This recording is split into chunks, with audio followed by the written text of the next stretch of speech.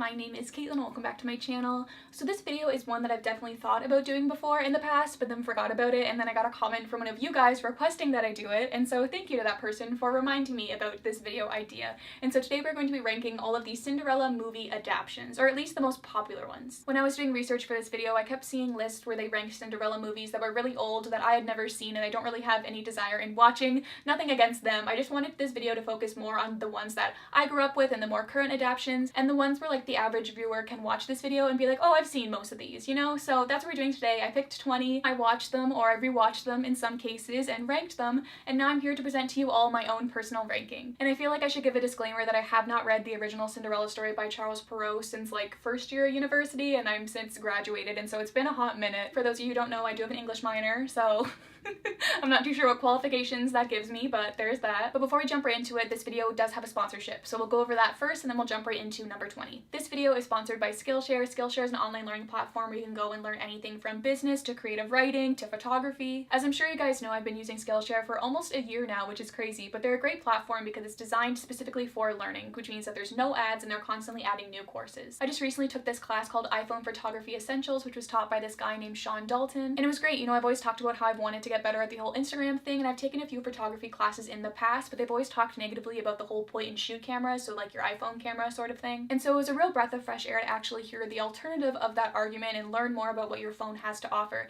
especially because most of the time that is the camera that you have on your person. So I highly recommend checking out that class, but like I said, there are so many other classes available on Skillshare as well, so you can click that link in the description down below to check out Skillshare. The first 1,000 people that join with my link will get a free trial of Skillshare Premium membership, so you can go and explore your creativity. So thank you to Skillshare for sponsoring this video once again, and thank you to you guys for checking out Skillshare, as it really does help out the channel a lot. Alright, with all that being said, let's move on to these Cinderella movies.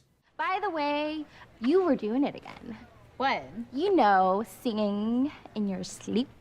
I think that's just weird. Who does that? Sleep singing. You know I don't sing anymore.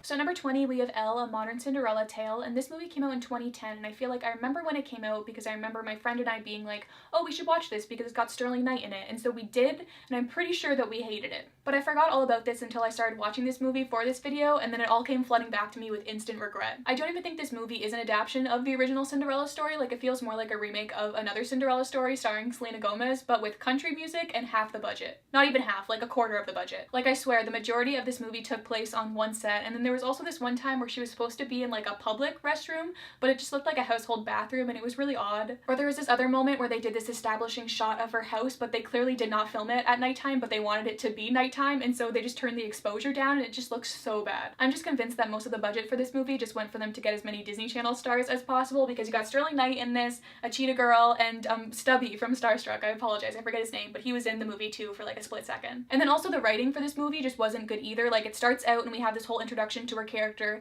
and then 10 minutes in she's like, this is me, and we have this whole introduction all over again, and I'm just like, what is going on? And I feel like this one is just a prime example of when people are like, oh, well, you're not the target demographic and it's made for kids, so it's not supposed to be good, because even when I was the target demographic, like, I still thought that it was bad, and I just hate that logic overall, because it's like, just because something is made for kids doesn't mean it should be bad. Like, kids deserve good content too, and it sucks because this movie isn't even one of those movies where it's like it's so bad that it's good. It's just so bad that it's bad, and it's boring. It's not good. I would not recommend this movie. It's on Amazon Prime, so you can go and watch it quite easily, but I guarantee you probably won't make it past like the first 20 minutes because it's not a good movie. So let's move on to Cinderella. 5 o'clock and all is well! So next we have Cinderella, which is the Sesame Street adaptation of Cinderella, and I wasn't even going to include this one at first, and then I texted Jackie and I was like, should I include this one? She said yes, and so here we are. And this movie wasn't bad by any means. I actually thought it was quite cute. The only thing that rubbed me the wrong way was the princess, as Elmo plays Cinderella, and so instead of a prince, it's a princess, but she's not played by a puppet, she's played by a human, and that human is Carrie Russell for some reason. And I was so confused by this at first because I didn't want the princess to be played by a human. Like, I wanted a cute little puppet friend for Elmo. And then it got even weirder because they still stuck with the whole like princess needing to marry plotline, and so her dad was like, you need to get married, and so she's like, where did that little red monster go? He was a really good dancer, I'll marry him. And I'm just like, he's a child and also a puppet. It's weird. But it does all come around at the end when she's like, I need to get married, and Elmo is like, I'm literally 3 years old, and then she's like, oh, well, you can just come and play with me at the palace, and they're like, yay, we can all go and play with the princess, it's gonna be so much fun. And then she like marries a dog.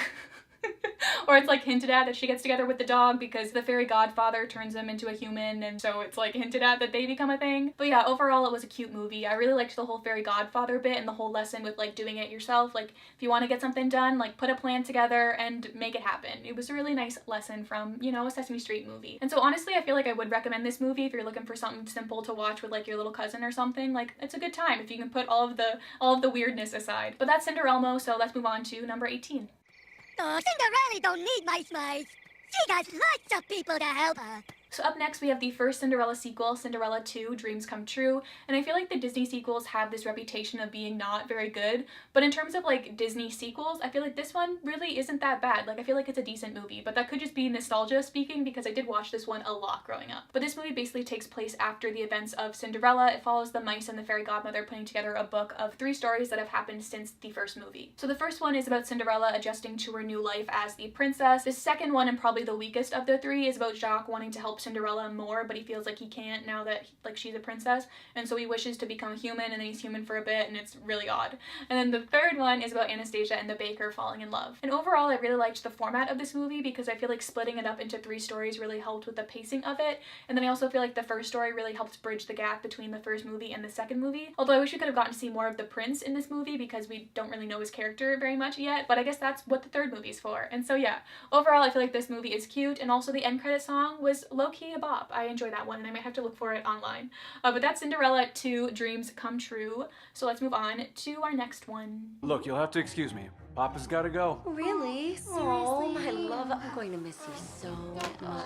At number 17, we have DJ Cinderella, or Cinderella Pop as it is originally titled in Brazilian Portuguese, as this movie does come from Brazil. And I actually already watched this movie just a few months ago because it's a Netflix original, and it's also like made by the same company or like same distribution company as Juakis, and so I was curious to check it out. But when I watched this movie last time, I watched it with subtitles, whereas this time around I watched the dub, and I was very pleasantly surprised to find out that the English dub for this movie was basically just a copy and paste of my favorite Netflix show, Go, and so that was a lot of fun. And this movie wasn't bad by any means. I actually really liked it. It was like your classic modern Cinderella story, except for this time she wanted to be a DJ and go to school for music production. And honestly, everything about this movie was good except for the love story, which is why I have it this far back, because I feel like that's what a Cinderella story should focus on, the love story, especially when it is supposed to be like a teen rom-com sort of movie like this one. Like the prince, who was supposed to be this like internet famous singer, and her only have one like real scene together, which just made me so mad. I mean, unless you count this scene at the beginning where they bump into each other and say like 2 words to each other, but I really don't count that because it was like, it's nothing, it shouldn't count. And so we only have one scene with them together for them to fall in love, and it's not even that good of a scene. It's just her talking about how bad his music is, and he's just like, oh my god, I'm in love.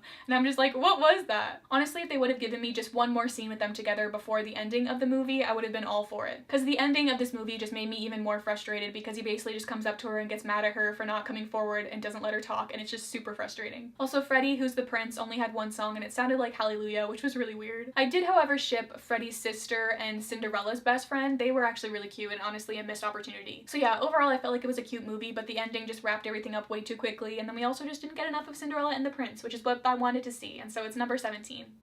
Wait. Please forgive me, Indy. Before you killed my cat, you hadn't even said 2 words to me.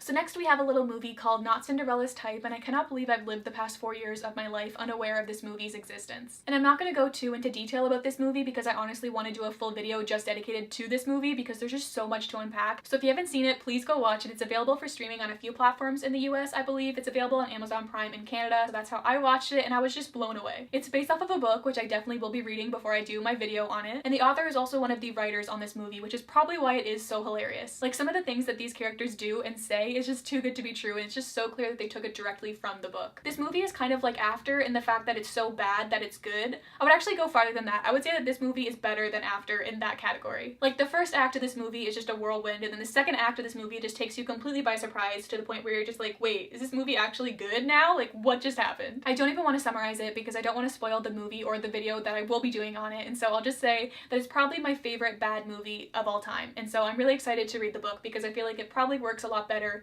in book form. But yeah, that is Not Cinderella's Type. I'm really looking forward to reading it, but in the meantime, let's move on to number 15. All right, I'm gonna try this again. At At number 15, we have After the Ball, which is a movie that I watched on Netflix a few years ago, and I really liked it, and so I was really excited to watch it again. I didn't love it as much this time around, but I do still think it is a really cute movie. It's sort of like your Cinderella Story meets Twelfth Night. Basically, our Cinderella character starts working at her father's fashion company, which has been overrun by her stepmother and sisters, and so they just keep giving her a hard time. Eventually, she gets fired, and so she decides to disguise herself as a dude, come back, make her voice heard, and save her father's company. And then there was obviously a love story in there, and this ball like a gala, and yeah, I don't know, I really liked it. I liked that it was like a Cinderella story for me, like it was a my age Cinderella. She had just graduated university just like me and was going off to the workplace just like me. It was just a nice change from the classic like high school Cinderella story. I really liked the ship. I thought that they were really cute. I didn't like how she got him to talk about her while she was pretending to be someone else. I feel like that kind of betrays his trust and kind of made me uncomfortable, but he didn't seem to care about that, so if he's okay with it, then I guess I am too. I also really liked how it was a Canadian movie. It was filmed and took place in Montreal, which I thought was really cool, and just, yeah, overall I feel like it's a fine movie, but just in comparison to some of the others, it just doesn't really compare, and so that's why I have it at number 15. Once upon a time, there was a girl who loved Christmas. So we have our first Cinderella Story movie of this list, that is of the Cinderella Story movie franchise, and this one is the newest one, A Cinderella Story, A Christmas Wish. Don't get me wrong, I love the Cinderella Story movies, and I feel like this one would be a lot higher up if it wasn't a Christmas movie. I always look forward to these movies every like 4 years or so that they come out, and so I was just so disappointed when I found out that this one was going to be a Christmas movie. And I don't have anything against Christmas movies, I just feel like it takes away some of the rewatchability of it, and then that also means that I can't listen to the soundtrack all year round. Well, I guess I could. It just would be weird and I wouldn't like it. But the basics of this one is that Cinderella and the prince are both working at this like Santaland place, and so Greg Silkin is the Santa and Laura Morano's character is an elf. And I do like them together. I think that they are a really good ship and have a lot of chemistry. Greg Silkin's character was a little bit dumb. Like if you don't recognize her with the wig on, then you're not going to recognize her with it off because she looks exactly the same. But I guess it's like the wig complex, you know, like the Hannah Montana or the Felicity for Now sort of thing. But for those of you who haven't seen it, there is this one scene that just aggravates me to no end. Basically, the prince is famous because he's really rich, and so he has these awful rich friends. So he invites Kat, who is our Cinderella, over to meet them, except he doesn't actually invite her over. He places an order for her through her and her friend's Christmasgram service, and so she's basically forced to come over in costume. And so when she does come over, his friends all make fun of her, and I was just so confused. Like, how do you not know, first of all, that your friends suck? And second of all, you don't just force someone to come over and meet your friends. Like, that's just so weird. You ask someone if they would like to come and hang out with them, so they have like a say in the matter, you know? And then she later on apologizes, saying that she completely overreacted, which I personally don't think that she did. They were all laughing at her, and she was completely ambushed in the situation that she should have never even been in the first place. But he did also apologize as well and took responsibility for it, so I did appreciate that as well. And yeah, overall they were cute. It was a cute movie. I just wish it wasn't a Christmas movie, because if it wasn't a Christmas movie, it probably would have been even higher up on this list. I forbid you to take another step down these stairs! Okay. Coming in at number 13, we have Cinderella 3, A Twist in Time, and I feel like this movie is just known for being one of the best Disney sequels of all time. I was almost tempted into putting this one even higher up than the first Cinderella, but I just couldn't because the first one is such a classic. If you haven't seen Cinderella 3 for some strange reason, it's basically about the evil stepmother stealing Fairy Godmother's wand and turning back time to make the prince believe that Anastasia is the one that he fell in love with. And I don't know what it is about this movie, maybe it is just the fact that I love time travel movies, but I just feel like this movie is so good, and I know for a fact that I'm not alone in that. It's just so good. It's a musical too, which reminds me I need to go look for the soundtrack on Spotify because I was in love with some of these songs in this movie. I love that the prince finally has a bigger role in this movie, and that we're able to see just how much Cinderella and the prince love one another. And it was also great to see a bigger focus on Anastasia because she's amazing and I love her. Part of me feels like this movie should have come out before the second one because I feel like it kind of complicates the timeline a little bit. I get that it takes place like in between the second movie events because obviously Anastasia meets the baker afterwards, which just makes me really happy knowing that she does find love eventually. And I like how we got to see a photo of them together in the end credits, which, speaking of, I completely forgot about the end credits song, which is that song that's sung by Hayden Panettiere, which I was just obsessed with as a kid. And so the rush of nostalgia I had when I heard it again was just incredible. And overall, I feel like this is a really good Disney sequel. If you haven't seen it, I'd recommend it. I feel like now we're in the good movies that I like. So yeah, that's number 13. Let's move on to number 12. Are you okay, Uncle Otto? You look really tired. Bingo. Alright, so next we have A Cinderella Christmas, which is indeed a Hallmark Christmas movie, which I'm sure some of you might be surprised to see this high up on this list, but I honestly think it's a really good movie. Like, it's obviously not the best movie ever made, but for the most part I actually enjoy Hallmark Christmas movies, so I feel like you gotta take that into account. Basically, this Cinderella is a caterer and the prince is this rich guy. He hires her catering business for this big party he's throwing, and then she goes in secret. They fall in love, but then he doesn't know it's her, and so her evil stepsister convinces her to help her convince him that she was the person he danced with at the ball. Well, it wasn't a ball, it was a party, but you guys know what I mean. It's the Cinderella Story. It's basically like the Lucy Hale Cinderella Story, except for it's a Hallmark Christmas movie. And this time it's okay that it's a Christmas movie because it's a Hallmark movie. Like, that's what I expect from Hallmark. You know? I think one of the main reasons why I really liked this one is because it was one of the first ones where the Cinderella character actually challenged the prince on his beliefs as to if he's in love with this girl or not, because if he couldn't even recognize her when she was standing right in front of him, she's like, how do you know you're in love with this person, and how do you know that she will want you anyways? Which was really refreshing to see. I also really liked the ending of this movie because I feel like it presented a really good message of just the fact that you can't just sit around waiting for someone to do something because that's what you want them to do or that's what you hope that they'll do. You have to be able to communicate with people, because otherwise how are they supposed to know that that's what you're expecting them to do? Like, you're just setting yourself up for disappointment. Something I didn't like about the ending though was the fact that he still proposes and that they get married. Like, I feel like that kind of goes against her whole point in the movie, and I feel like the ending could have been just as good without the wedding. But then of course it is still a Hallmark movie, so there are a lot of goofs as well. Like, they do this whole game at the party where they have to put 5 things that are important to them into a stocking and then bring it, and they like exchange them and stuff, and I'm just like,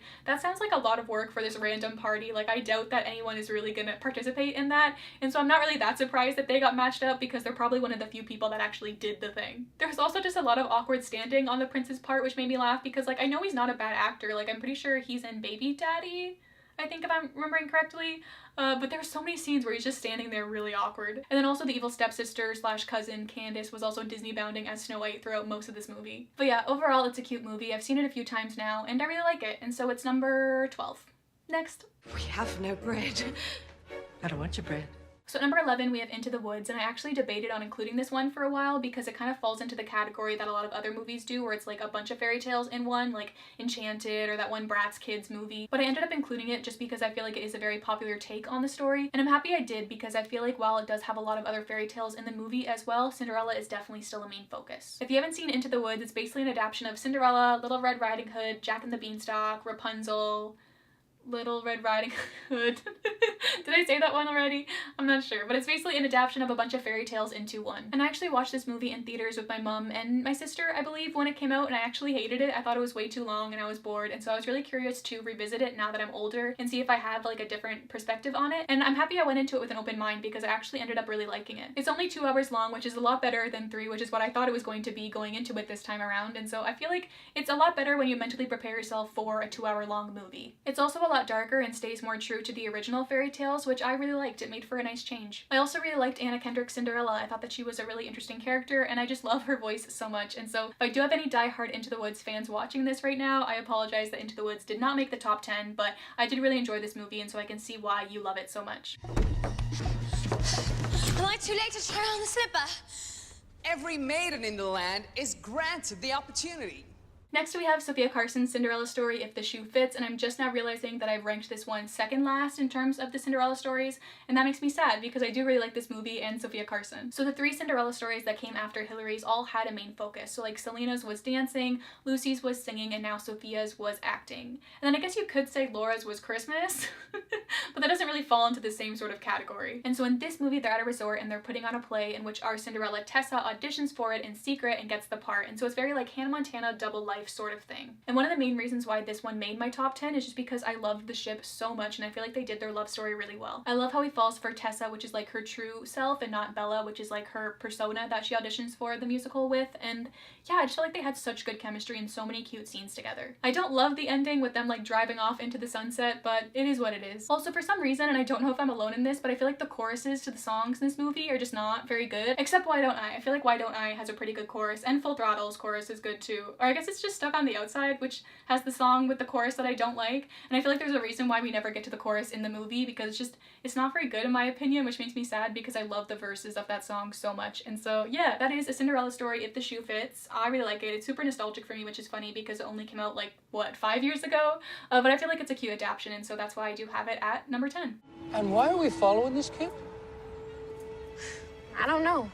At number 9 we have Rags, which is a Nickelodeon movie that I've definitely seen before, but it's been so long that I forgot literally everything, and so it was a lot of fun to rewatch it for this video because it felt like I was watching everything for the first time, and I love this movie. It's really good. It's your classic modern Cinderella story, except for the genders are switched. So our prince is actually a princess who is played by Keke Palmer, and she's like this big pop star, and our Cinderella is this guy who is the janitor who dreams of making it big in the music industry. And yeah, I really enjoyed this movie. It is very DCOM-esque, obviously, because it is a Nickelodeon movie, so they're of the same vein, but it was really good. I love the songs. I wish that the album was on Spotify so that I could listen to them, or at least Spotify Canada. I don't know, maybe they're on Spotify in the US and I'm just missing out. I'm also currently binging a lot of old Nickelodeon shows because I want to do more Nick content, so it was fun to see Keke Palmer in this because she's obviously from True Jackson DP, which I'm currently watching, and then also the guy who plays Eddie on House of Anubis was in this movie too, which is very unexpected. And then Drake Bell is also in this movie for some reason, because why not? But yeah, the movie was cute. I feel like the ship had a lot of time to develop, which I love to see. They become friends at first and then things start to happen more naturally, and then their first kiss scene was really cute as well. And I liked the ending, although I felt like it was a little bit overwhelming, I still enjoyed it. I also like how they said that they were in New York when it was just so clear that this movie was filmed in Toronto. I love when they do that. It makes me laugh every time. And so yeah, this movie's fun. I think that's all I have to say, so let's move on to number 8. Very well, sir. I shall arrange the ball for... Tonight.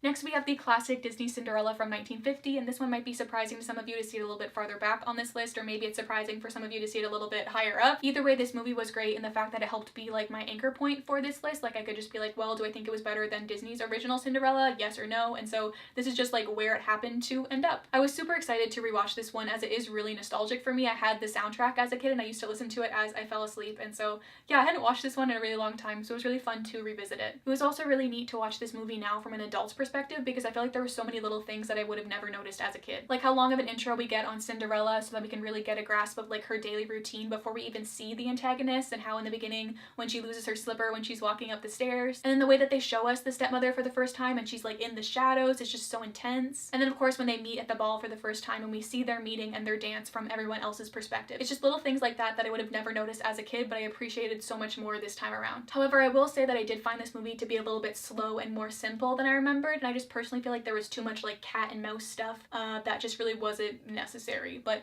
that doesn't take away from the fact that it is still just a beautifully made, timeless movie, and so I had to have it be this high up. She's absolutely lovely. Would you like an appetizer? Oh, from art. I only have cheese. So I feel like some people might get mad with how high up I have this movie, especially to have it above like Disney's Cinderella, but I don't care. I love this movie, and so this is where it is. At number 7 we have Lucy Hale's Cinderella Story, A Cinderella Story Once Upon a Song. So the prince is a pop star once again in this movie, or he's like an aspiring pop star. I feel like that would be a better way to describe him. And then his dad is like a really big guy in the music industry, and so the evil stepmother finds out that Katie, who is our Cinderella in this movie, can sing, and so she does like a Singing in the Rain sort of thing where she takes Katie's voice and gives it to her daughter.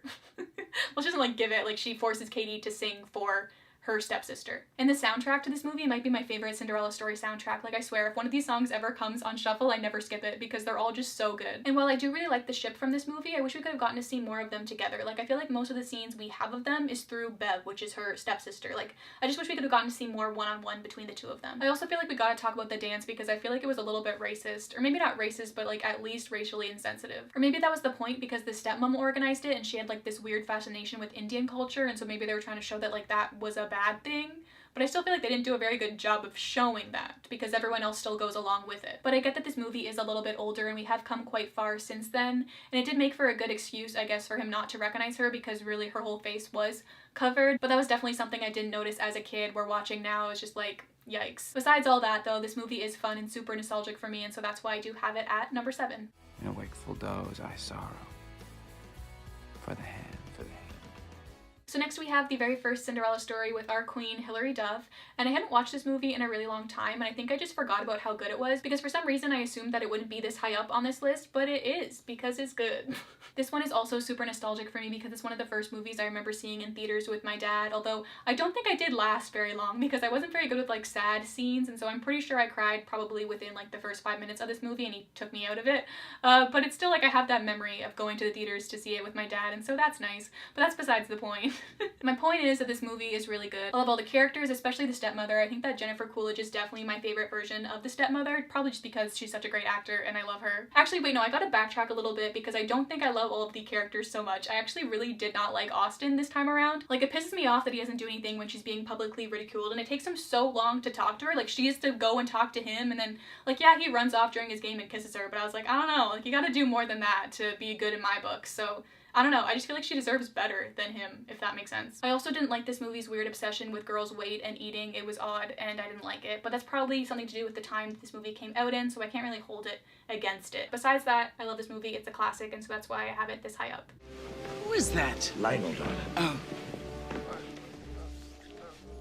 So at number 5, we have the Rodgers and Hammerstein Cinderella from 1997, which is important to note because there was 2 other adaptations that came before it, but I chose this one because I felt like it's the most popular one, and I'm happy that I did because this is the first time that I watched this movie and I just absolutely fell in love with it. Now, I have seen the Broadway version of this retelling a few years back with my family, and I feel like I liked it, but I didn't love it, whereas 8 minutes into this movie, I was like, how have I never seen this movie before? This is amazing. First of all, the prince, actually wait, no, I gotta go back, because first of all, I saw Cinderella and I was like, wow, she's really beautiful, and then I saw the prince and I was like, oh my god, I think I'm in love, and so the two of them together, it's just perfection. I love how they meet each other before the ball and quite early on in the movie, and they have like a Princess and the Pauper moment where they're like relating to one another, and this doesn't happen very often, but I just started shipping them right on the spot. I didn't like, however, how he doesn't recognize her at the ball because she does look exactly the same. Also, the ballroom dancing scene made me a little bit dizzy, and I didn't like how everyone was wearing like purple and blue, but I feel like that was probably done for a reason that I'm just like unaware of. Oh, I also really didn't like that one creepy comment from the king. I could have done without that. Who is that charming girl? No one seems to know. She is stunning, isn't she? Like a vision. Why, if I were a young man, I'd... Yes, dear. But those are literally my only complaints. I loved everything else about this movie. I loved how much time they spent together at the ball. I love how diverse the cast was. It was so nice to see both of the leads played by people of color. And yeah, overall, it was just such a beautiful movie. I'm so happy I finally got around to watching it. And if you haven't watched it, I would highly recommend it as it is just a great movie. There you are, your heart. It's Kent! Kent, I'm Kent. I'm on my way. Alright, so next we have the live-action Cinderella from 2015 at number 4. This is another one that when I watched it for the first time, I was like, oh yeah, that was a cute movie. Whereas now when I watched it again for this video, I was just like, oh my god, I love this movie so much. It is so good. I feel like they did a really good job at taking inspiration from the animated version while also making some much-needed changes. I love how we see more of Cinderella and the prince and how they meet beforehand in the woods, and I loved their conversation at the ball. I did find the whole swing part to be a bit cheesy, and I do wish we could have gotten to see just a little bit more of them, but I do understand that like with run times and stuff, that's hard, and so I feel like what we got, I'm pretty happy with. Part of me does wonder if they took some notes from Ever After, if these things are in the original story that I just forgot about, but they do the same backstory with the stepmother and her seeing that she'll always be second best to Cinderella in her new husband's eyes, and then also the fact that he's a traveler and dies on one of his trips, but at least this time she didn't have to see it happen. Also, I'm sorry if I'm about to ruin this for other people as well, but someone made a comment a little while back that I read where they were like saying how Lily James's eyebrows really bugged them because they were so dark in comparison to her hair, and I remember reading that comment and thinking like, oh yeah, but I don't really mind. But now this time around when I was watching this movie, because I had that comment in my brain, it was all I could focus on. It was super annoying, and it was weird because when she was outside, I felt like her eyebrows looked a lot lighter, maybe because of lighting. I don't know, but I couldn't stop staring at it and I was annoyed. Just like, you know when someone points something out and then it's like, that's all you can think about? That's what happened. So I really apologize if that's now what I've done to all of you, but I want you guys to share in my pain, I guess. I also just had to mention that I think that this Cinderella dress is my favorite out of all of these movies. It's just absolutely breathtaking and I love it. Also, shout out to Kit, the fictional prince in this movie, for recognizing her at the ball right away. And also just the fact that he was like going by Kit and like trying to hide that he was the prince at the beginning just reminded me of Barbie as Rapunzel. I also just love when she runs into his dad. It's just such a cute moment, and overall, I really like this movie. I feel like it's just one of those really good feel-good movies, and so yeah, that's why it's this high up. Ella, this is my Uncle Edgar. And this is his... Heston. Hey!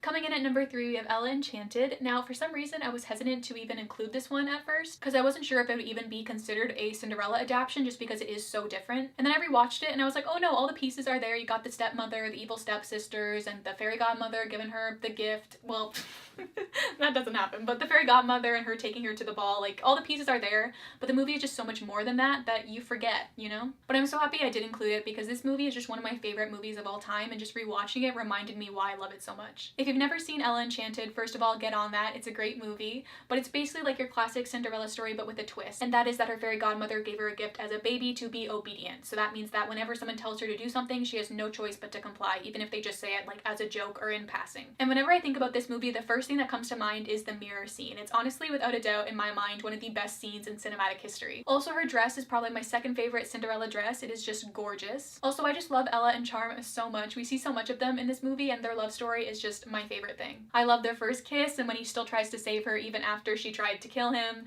It's so good, and I love them so much. And the whole thing with the oppression of the ogres and the other magical creatures really reminded me of Star versus the Forces of Evil, which I really appreciated. I feel like it's a really interesting concept. And I am aware that this movie is based off of a book that is quite different from the movie. I haven't gotten around to reading it, mainly because I'm worried that I will like it more than the movie, or I'm sure I will because I usually like the books better, and if it is so different, like, I don't know. I don't want it to taint my opinion of the movie because I just love this movie so much, and so that's why it is number 3, because it's one of my favorite movies of all time. But I'm sure I'll get around to reading the book eventually. Oh, come on. Talk to me. Come on, sit down. Come on. Sit down. Come on. Okay. Sit in the hand.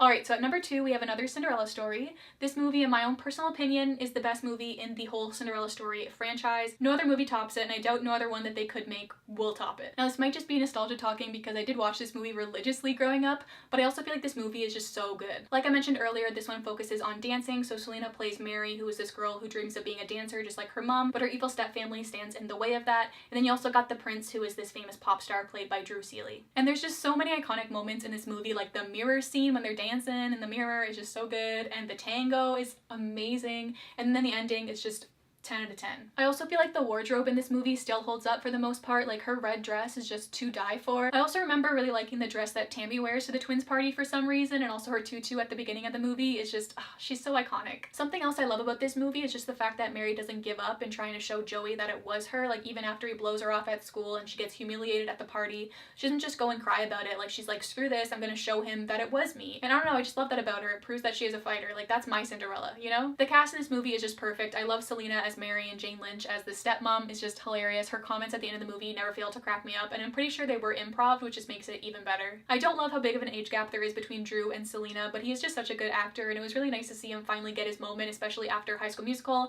and they were just so cute together. They're both just really good actors. Overall, this movie is just everything to me, and I love it so much. Although I would like to know who that man is that she hugs at the end of the movie, because I still to this day do not know who he is. So if anyone knows and can let me know, that'd be great. Let me know in the comments down below. But yeah, that's another Cinderella story, so let's move on to number 1. Signor Da Vinci. Yes? Okay, so at number 1 we have Ever After. Now, before making this video, I've always said that Ever After is my favorite Cinderella remake or adaptation, whatever you want to call it. And so I was really curious to see how it would hold up in comparison to the others, especially after watching them all back to back, and it still stands. It's my favorite one, and I think it probably always will be my favorite one. If you've never seen Ever After, it's basically supposed to be like a more realistic take on the Cinderella story, and it's just so beautifully done. Just like with another Cinderella story, there are so many iconic moments in this movie, with like their first meeting to the ending when Leonardo is like, well then you don't deserve her, which is just such a great line and gives me chills every single time. I also feel like this stepmother might be the most wicked out of all of them, and I love how they give her a motive, just like I mentioned earlier. I'm also very embarrassed to say that it took me like half of the movie to realize that she was also the voice of Gothel from Barbie as Rapunzel, but when I did realize that, just everything made so much sense. And then also the ball scene is just perfect, but also heartbreaking at the same time, and just every scene with Danielle and the prince was just so well done. They have so much chemistry, and I love them together so much. Their love story really is the focus of this movie, which is how I feel like a Cinderella story should be. This movie is just pure nostalgia. It gets me in all the feels. It's so well done. Like the ending when she's like, the important part is that they lived, just gets me every time. I love this movie so much, and I could just go on and on about how much I loved it, and so that is why it's my number 1 Cinderella adaptation. But I want to know which movie is your favorite, so let me know in the comments down below. I can't wait to read all about it. Also, if you guys missed it in my last 2 videos, I have a Patreon now, so if you want to support the channel, you can click that link in the description down below. It's a great place to support me and say, hey, I like your videos. But yeah, that's all I have to say for today. I hope you guys all have a wonderful day, and I'll talk to you very, very soon. Oh, I forgot to say cater tots. Oh my gosh, sorry about that. Bye. I don't know.